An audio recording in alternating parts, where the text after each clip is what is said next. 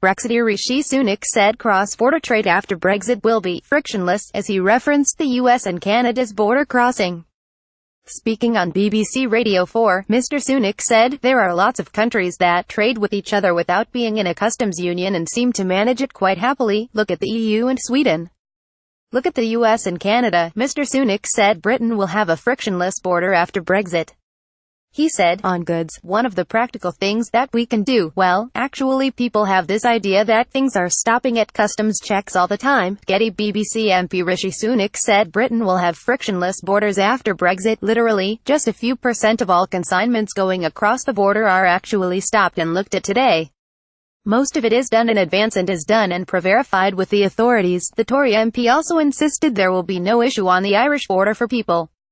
He said, "There's been a common travel area between the Republic of Ireland and Northern Ireland that's been in place far before we joined the European Union. European Union leaders have refused to move on to trade talks until progress is made on the Irish border, the financial settlement, and citizens' rights." Following Theresa May's meeting with European Council President Donald Tusk on Friday, Mr. Tusk warned the UK is on a strict deadline to resolve the key Brexit issues.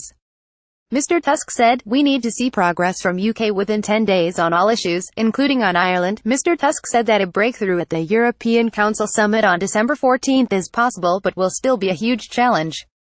He added that progress must be made on all issues, including on Ireland.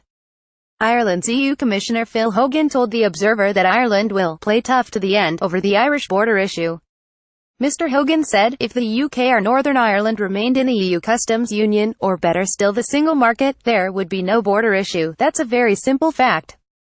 I continue to be amazed at the blind faith that some in London place in theoretical future free trade agreements."